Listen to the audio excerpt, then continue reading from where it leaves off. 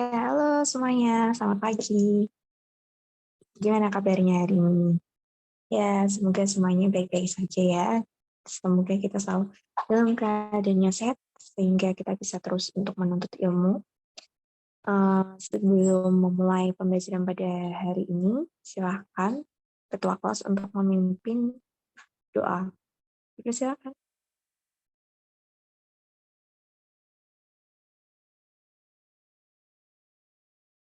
Ya, terima kasih untuk Ketua kelasnya.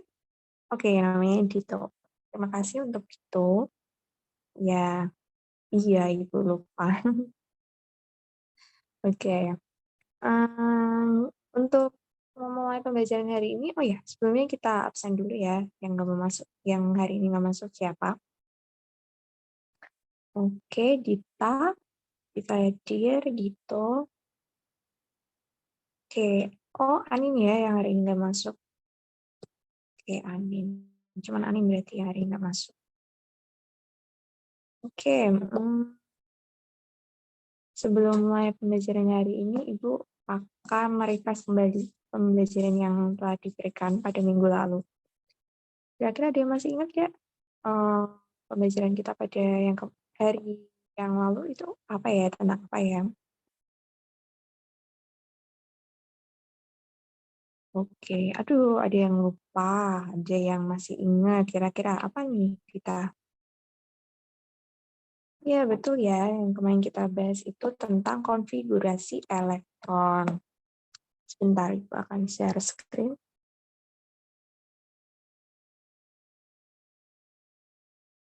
Hmm.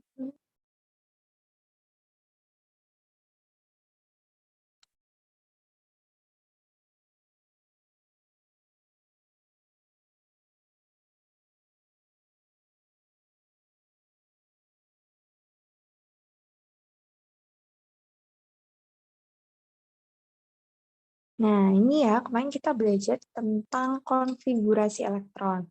Ini ada yang masih ingat nggak? Gimana caranya untuk menulis konfigurasi elektron? Ini ada contohnya di sini ada magnesium, ya.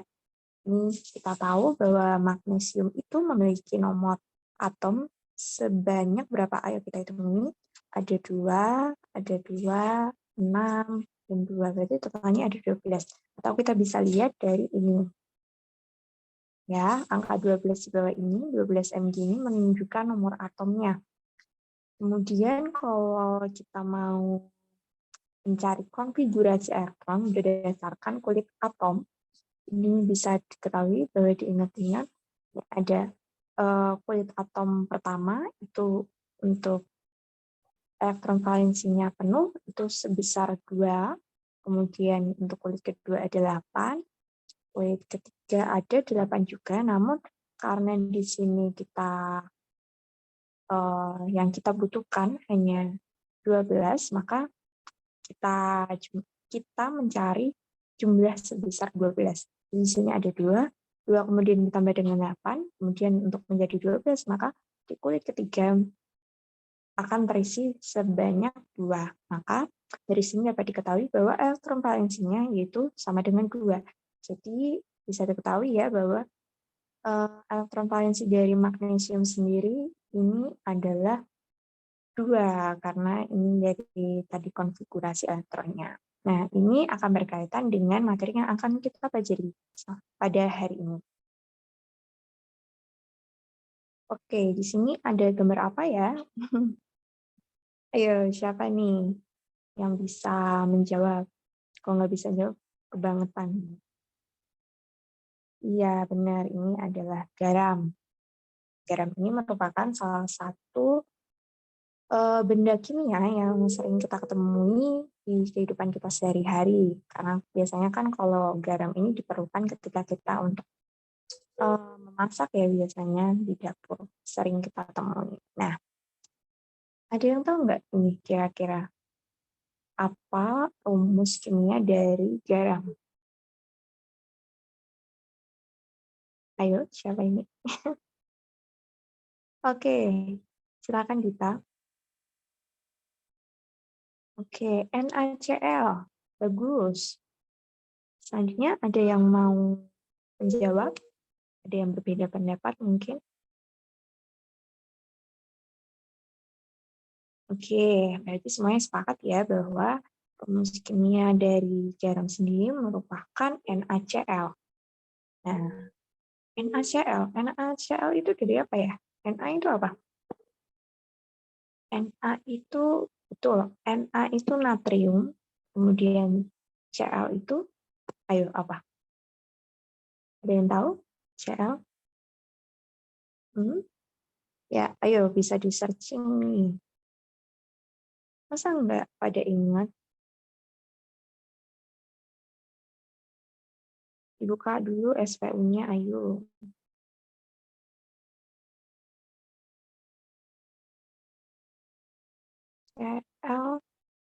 Cl, klor, iya betul. Jadi Cl ini adalah klor, jadi NaCl ini gabungan antara natrium dengan klor. Ya, bisa diketahui di sini, bisa dicek. Mungkin kalau ada yang punya internet, pasti punya dong, semua yang punya internet, ya kan? Oke, kemudian mungkin kalau apa ditulkan kembali, jadi NaCl ini terbuat dari natrium dan klorida yang mereka akhirnya bergabung menjadi satu dan membentuk sebuah senyawa yang bernama NaCl atau yang sering kita temui itu bernama garam dapur. Nah, jadi kalau dari situ tadi kita ketahui ya bahwa ada dua unsur nih di sini, yaitu ada Na dan Cl. Nah, ya ini ya tulisannya. Ini kan ada Na, ada Cl. Mereka bergabung menjadi satu, ya, melalui sebuah reaksi kimia dan menghasilkan NaCl.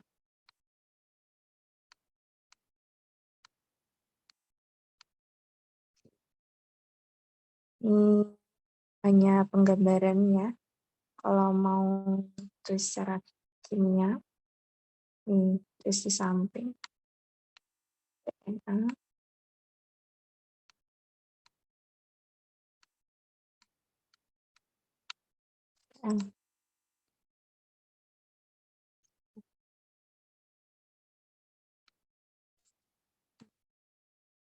dari sana Na,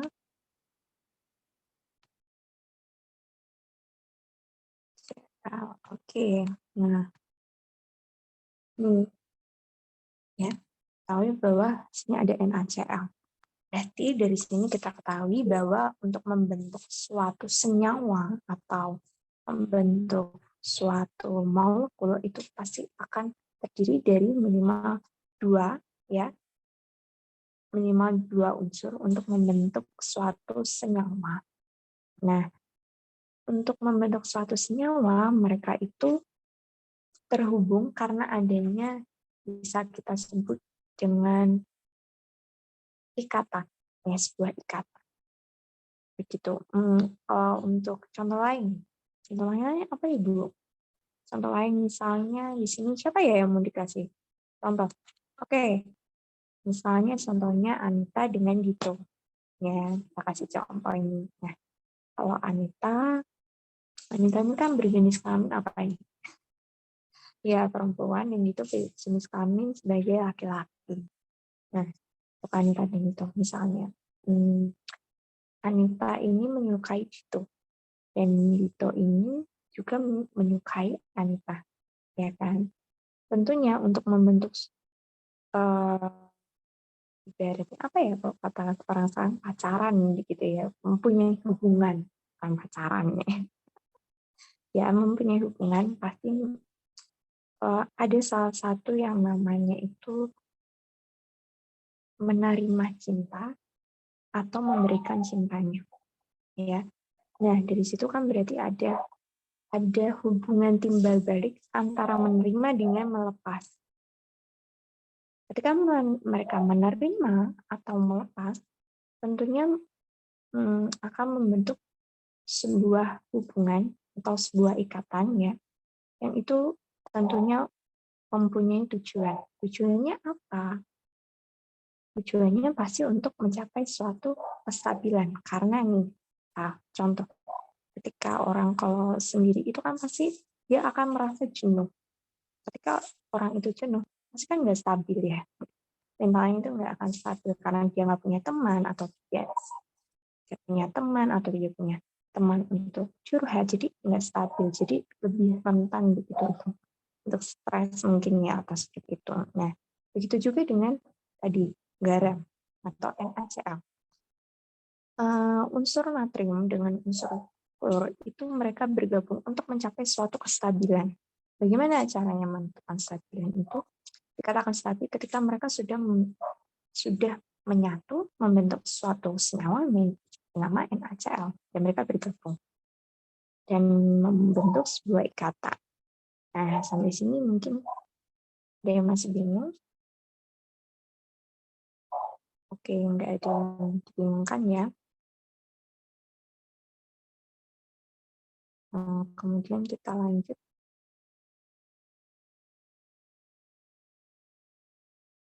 Nah, dari penjelasan itu tadi mungkin ada yang bisa menjelaskan apa itu ikatan kimia. Oke, silakan Dito untuk menjawab. Wah, bagus ya. Mungkin ada yang lain? Jawaban yang lain? Oke. Kira-kira betul nggak ya jawabannya? Apakah itu benar ikatan kimia itu? Seperti apa yang sudah dijelaskan teman-teman tadi.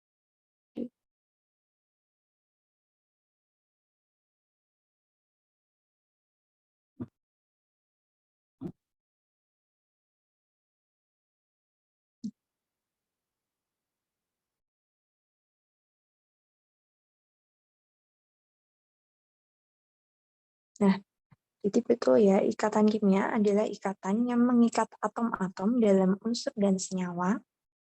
Nah, ini tadi yang seperti yang saya jelaskan tadi, bahwa mereka itu membentuk suatu senyawa itu untuk mencapai suatu kestabilan. Sehingga atom-atom ini akan saling berikatan. Seperti NaCl tadi ya. Jadi ada atom Na dengan ada atom Cl, atom bukan unsur. Ada atom natrium dan ada atom klorida, sehingga mereka membentuk suatu senyawa yang dinamakan dengan NaCl. Atau yang sering kita temui atau kita jumpai dalam kehidupan sehari-hari bernama garam dapur. Nah, kemudian ikatan kimia ini dibagi menjadi 3, yaitu ada ikatan ionik, ikatan kovalen, dengan ikatan logam.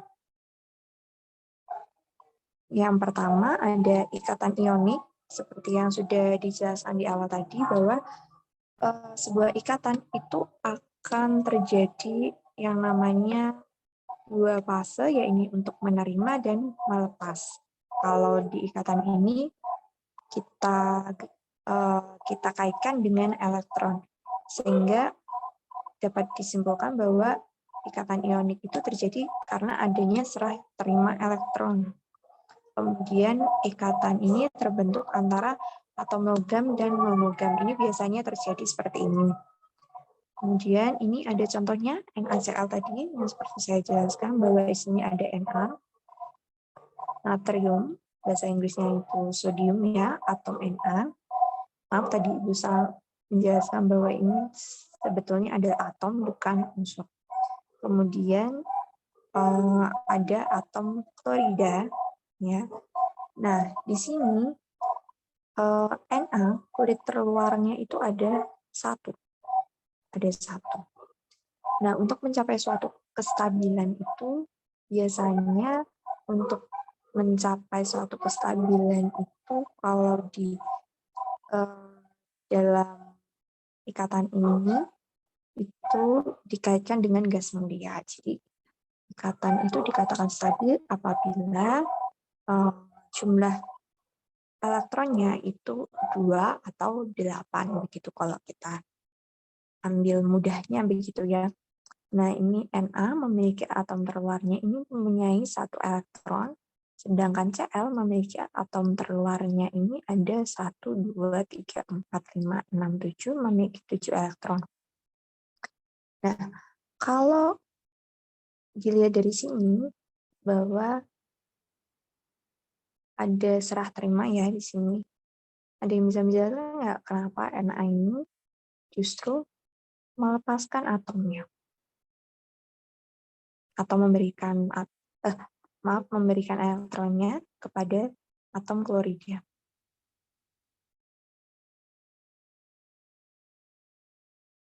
Ya betul ya. Jadi di sini dijelaskan kenapa ini kok bisa klorida ini dia lebih kenapa Na natrium ini bisa melepaskan elektronnya untuk bergabung dengan Cl itu dikarenakan Cl ini kan dia punya 7 elektron, sedangkan Na hanya punya 1 elektron. Jadi kalau misalnya tadi kalau kita tadi kan ada menerima dan melepas, lebih mudah mana melepas 1 elektron atau melepas 7 elektron? Ya, pasti melepas 1 elektron ya, maka dari itu Na itu melepas untuk mencapai suatu kestabilan tadi kan harus ada 2 fase ini menerima atau melepas. Jadi kemungkinannya mana yang lebih mudah untuk melepas gitu, untuk mencapai suatu kestabilan atau menerima, lebih mudah menerima mana untuk mencapai suatu kestabilan. Jadi kalau kita lihat dari sisi Cl sini bisa dilihat bahwa Cl ini kan lebih mudah untuk menerima 1 elektron dibandingkan dengan melepas 7 elektronnya. Kalau misalnya mau dilepas Cl mau dilepas pindah ke Na, itu kan membutuhkan energi yang lebih besar daripada Na melepaskan 1 elektronnya untuk mencapai suatu kestabilan. Ya, begitu ya, sehingga ketika Na sudah melepaskan 1 elektronnya, elektron terakhirnya itu kan ada 1. Ketika sudah melepaskan 1 elektronnya, maka Na ini sudah mencapai kestabilan, ya kan? Tadi Ibu jelaskan bahwa kalau di kulit ini biasanya identiknya itu capai suatu kestabilan itu dari teori yang sudah dijelaskan, yaitu yang mengenai konfigurasi elektron terluar itu. Untuk kulit pertama ini maksimalnya kan 2, kalau kulit kedua maksimalnya 8, maka dari itu ini sudah stabil 8. Kemudian untuk Cl sudah stabil karena dia sudah menerima Na. Jadi kestabilan ini dipengaruhi oleh muatan yang bisa diterima oleh suatu kulit. Begitu.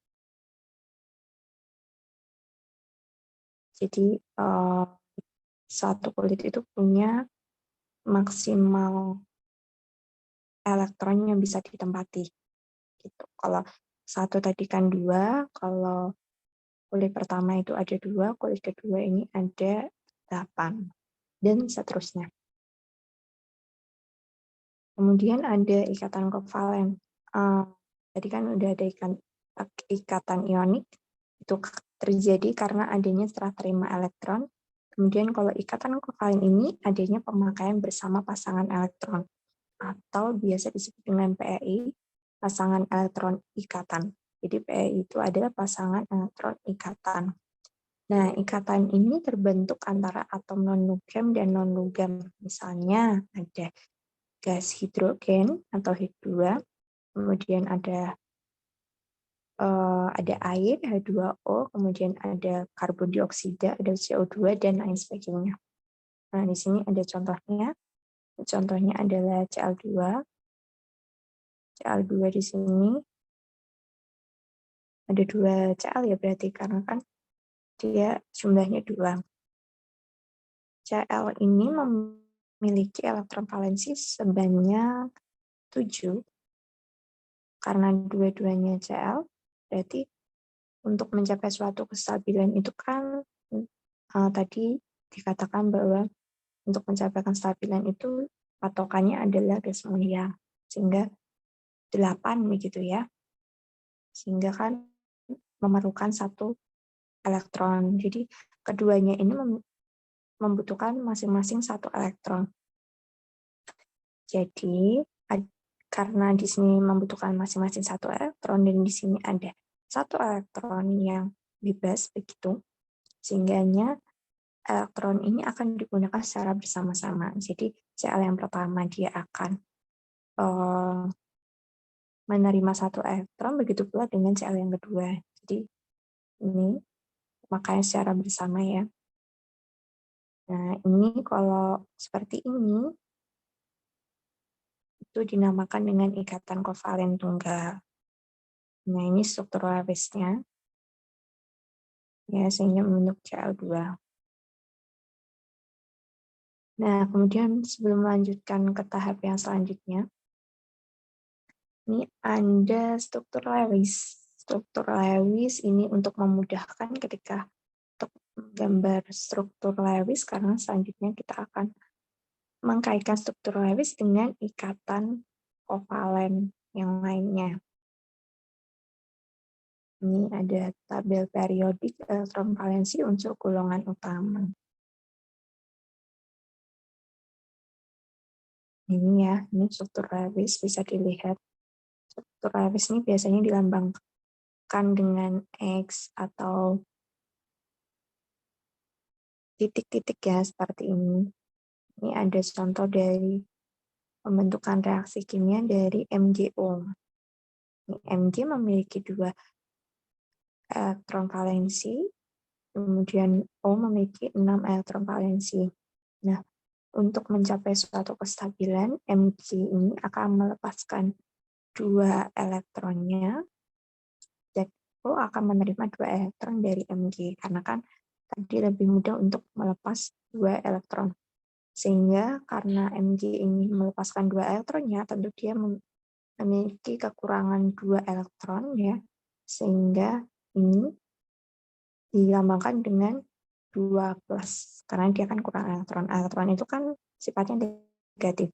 Kemudian ini untuk O, O-nya ini ya, ini dia sudah menerima 2 elektron, sehingga dia kelebihan 2 muatan atau 2 elektron, sehingga dituliskan 2- ketika bergabung jadi MgO. Nah, sekarang ayo kita membuat struktur Lewis dari NH3. Ayo, silakan dikerjakan, nanti bisa di-share ke grup WA.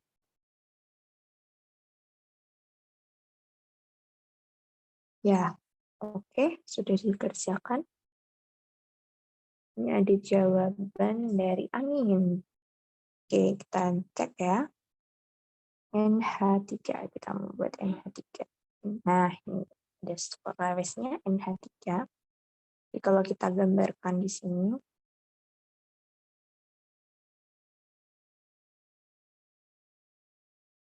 ada N, N-nya ada 1, terus ada H3.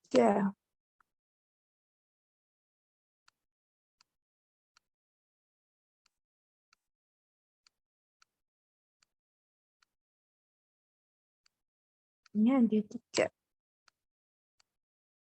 Nah, ya.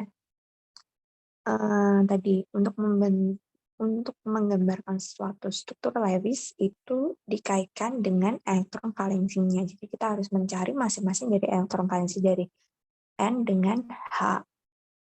Ya. Kalau N itu kan dia memiliki nomor atom 7, sehingga diketahui bahwa konfigurasi elektronnya menurut kulit atom itu sejumlah 7 lah ya. Nah, kemudian kalau konfigurasinya menurut kulit atom itu ada 2 dan 5, karena dia kan maksimal 7. Kemudian diketahui bahwa elektron valensinya berarti 5. Jadi elektron valensinya yang terluar. Nah, berarti N itu punya 5. Kita gambarkan di sini. 1 lingkaran ya. Yang 2, 3. Nah, berarti masih sisa 2. Sisa 2 kita tulis di sini. Jadi untuk menggambarkannya itu harus dipenuhi dulu ya. Untuk atom-atomnya yang lain. Dipenuhi dulu gitu. Nah, kemudian H. Nah, itu nomor atomnya 1 sehingga diketahui bahwa elektron valensinya adalah 1. Jadi masing-masing kita gambarkan dengan X misalnya. X. X. Ini juga X. Nah, jadi ini sudah stabil ya. Ini 2 ini stabil. Sudah stabil 2. H-nya juga sudah stabil. NH-nya. Kemudian kita tulis ada 1, 2, 3, 4, 5, 6, 7, 8. Ini berarti juga stabil. Nah, kalau di sini kita ketahui bahwa ini ya struktural garis dari NH3 ini seperti ini.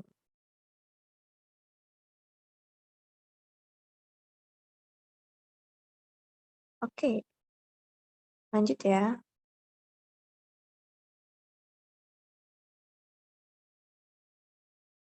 Hapus dulu. Oke, lanjut.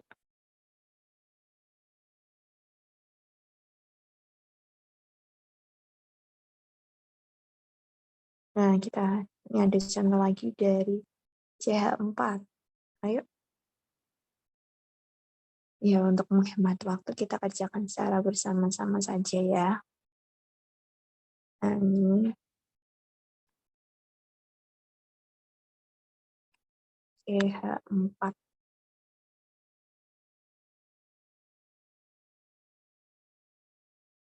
Nah, di sini kurang terlihat ya. C, CH 4, hanya ada 4.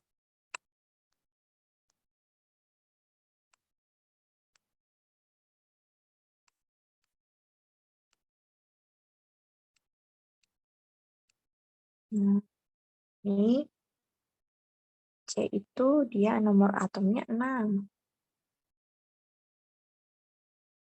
Atomnya 6. C itu di sini ya. Itu punya nomor atom 6. Atom 6. Jadi kalau kita mau konfigurasi elektron berdasarkan kulit atomnya, jadi ada 2 dan 4. Kan? Kemudian untuk H itu kan ada di 1. Kalau H itu 1, jadi 1. Nah, dari sini lihat bahwa kalau C itu elektron valensinya 4 dan H itu elektron valensinya 1. Jadi kita gambarkan di sini. Untuk C tadi 4, ya titik 1, 2, 3, 4. Ini titik ya. Ya ini titik. Oke. Kemudian, tadi kan 1. Masing-masing kita kasih 1. Nih. Ini juga.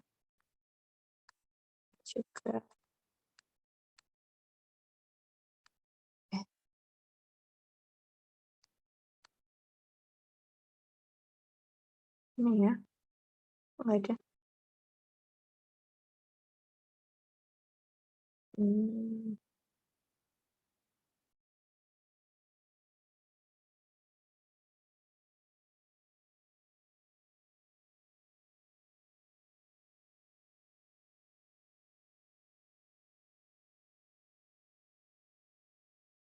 Ya. Hilang dia. Sebentar. Tadi ya. Tolong. Ini ada X. Aduh, ini X ya. Maaf, kecoret. Gak ada X. Sudah stabil. 2 juga stabil. Stabil. Terus stabil, instabil juga. Sudah stabil. Ini ada 1, 2, 3, 4, 5, 6, 7, 8. Ini juga stabil. Oke. Next ya. Hapus dulu.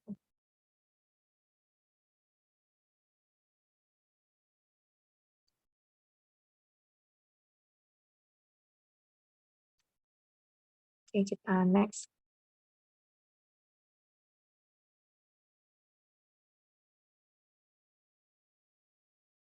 Next.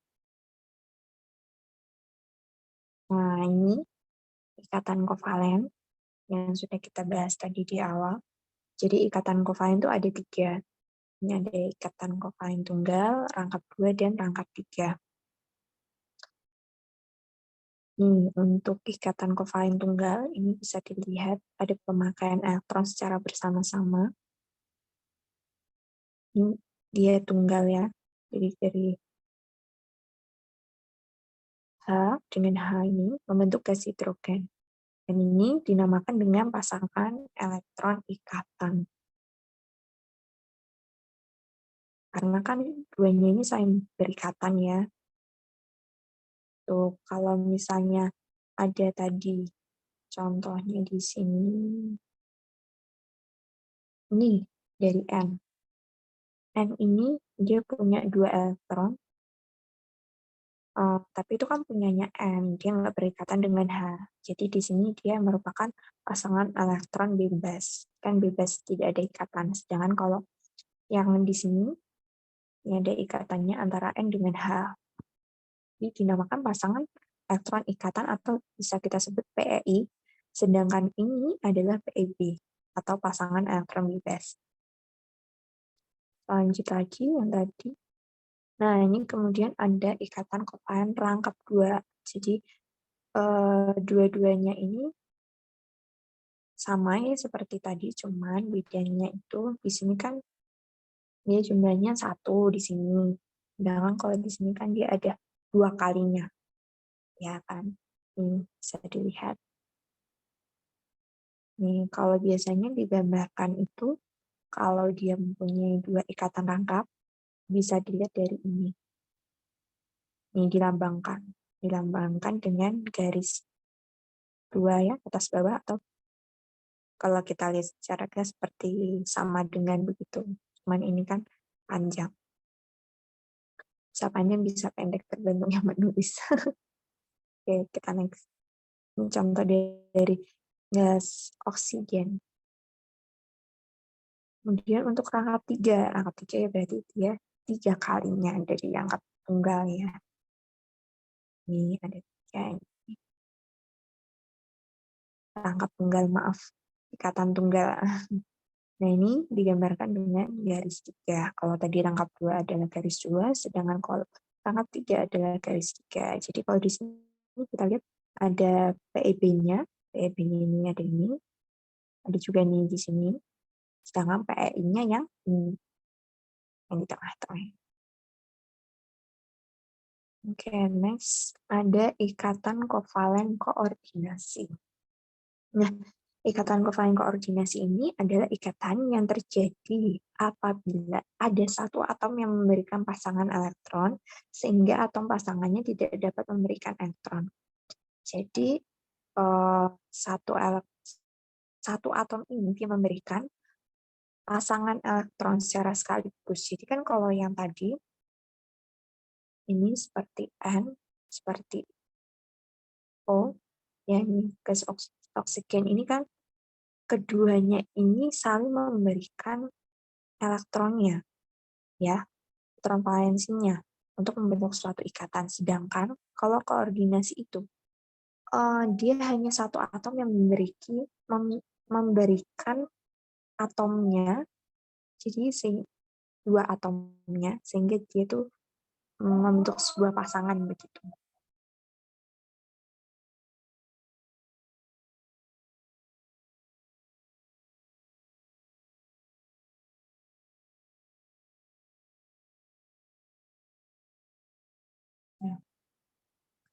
Ini ya, ini ikatan kovalen koordinasi yang saya berikan, ini adalah dari S. Dari S, dia memberikan pasangan elektronnya sebanyak 2 kepada O. Jadi O ini dia nggak memberikan apa-apa. Tapi kita lihat di sini, kalau yang di bawah ini. Kalau yang di bawah ini, dia itu membentuk, dia itu saling memberikan elektronnya masing-masing. Jadi O memberikan elektronnya, S memberikan elektronnya. Jadi mereka memiliki satu pasangan yang terdiri dari pemberian masing-masing atom. Sedangkan kalau misalnya dari O ini, O dengan S yang ini, itu dia itu hanya memiliki, jadi dua ikatan ini, ya atas sama bawah ini, dia hanya memberi untuk O, dia hanya menerima begitu, dia nggak memberikan apa-apa untuk membentuk suatu pasangan elektron, untuk membentuk suatu ikatan. Tadi kan suatu senyawa begitu dia harus punya pasangan elektron, ya. Nah, jadi di sini ini sudah membentuk pasangan elektron karena diberikan oleh S. O tidak memberikan apapun kepada S untuk membentuk suatu ikatan. Ya, diingat-ingat ya, kalau ikatan itu dia menerima dan melepas. Nah, ini ikatan kovalen koordinasi dengan ini ikatan kovalen koordinasi juga sama. Ini yang nomor 4, yang nomor atasnya. Nah, kalau yang ini, nomor 1, ini dinamakan dengan ikatan kovalen. Lain saja, ikatan kovalen tunggal. Ya, di sini bisa dilihat ya.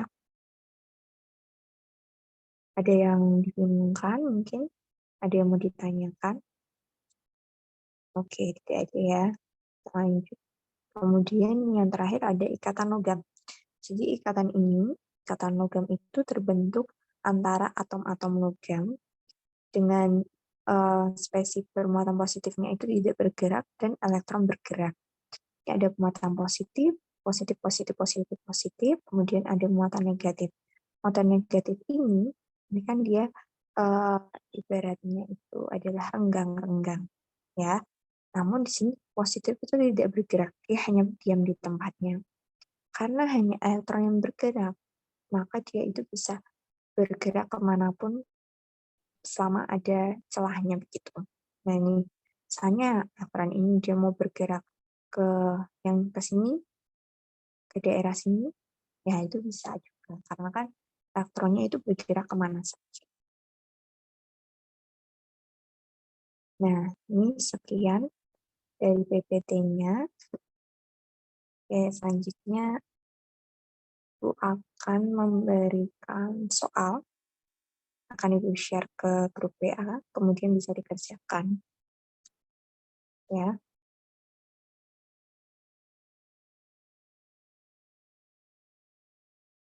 sebentar. Stop share.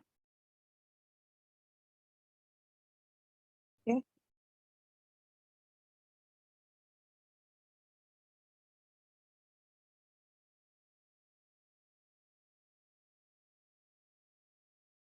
Ya, mungkin bisa dikerjakan, kita bentuk kalau 32, kita bentuk 4 kelompok ke ini ya, kebanyakannya. Kita buat satu kelompok ada 4 orang anak, berarti kalau 32 dibagi 4 berapa? Ya, boleh. Ya, silahkan ya. Di satu kelompok maksimal 4 orang. Berarti ada 8 kelompok. Sekitar 8, ya, 8 kelompok.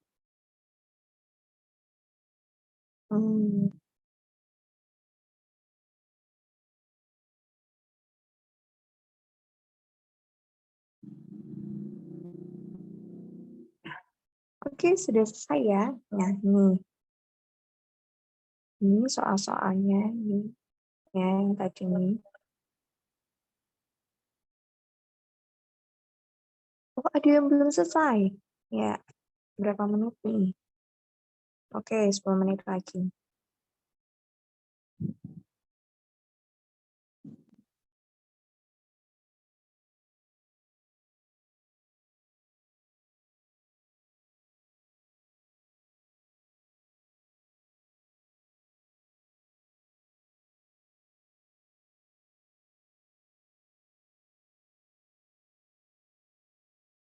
Oke,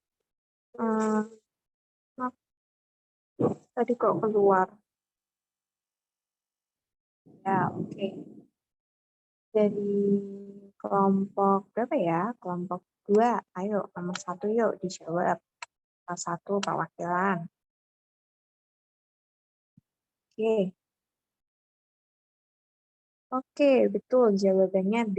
Jadi beberapa senyawa kovalen itu mempunyai sifat ion karena adanya perbedaan elektronegativitas. Nah, semakin besar perbedaan elektronegativitas dua atom, maka semakin besar sifat ionisnya ya. Oke, kemudian kita lanjut nomor 2. Kelompok 3 kita menjawab.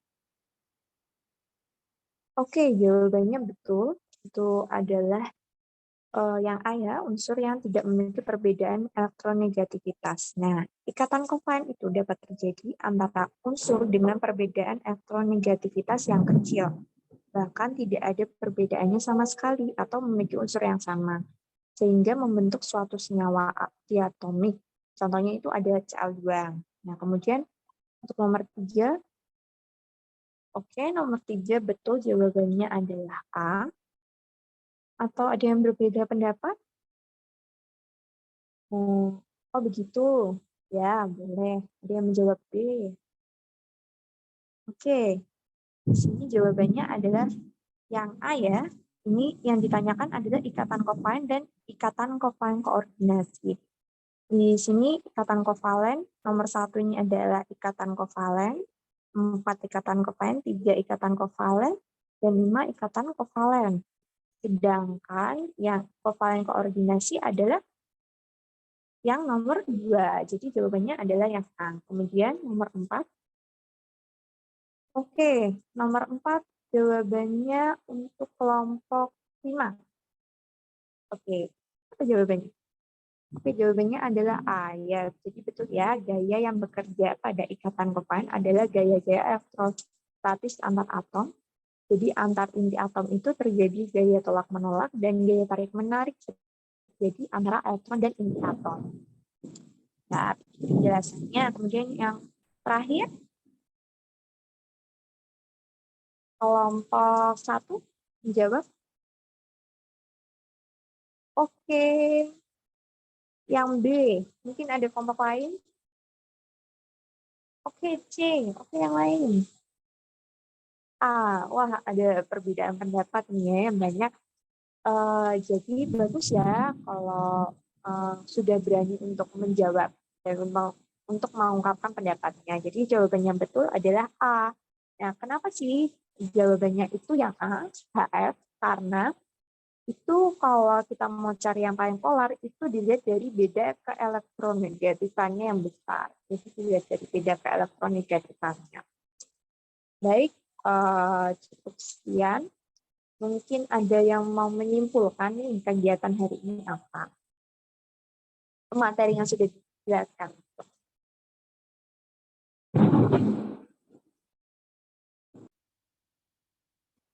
Untuk kesimpulannya ya, jadi benar ya, tadi ada kita belajar ikatan, ada ikatan ionik, ikatan kovalen ada 3 macam ya, ikatan kovalen tunggal, rangkap 2, dan rangkap 3, kemudian ada ikatan logam. Mungkin cukup sekian dari Ibu, terima kasih atas partisipasinya. Mungkin ada yang ketua kelas, silakan untuk memimpin doa. Oke, terima kasih ketua kelas. Sekian dari Ibu. Mohon maaf apabila ada kesalahan. Terima kasih atas waktunya. Tetap semangat, tetap belajar, dan jangan lupa untuk mengerjakan soal-soal yang ada di buku. Baik, terima kasih. Selamat pagi semuanya.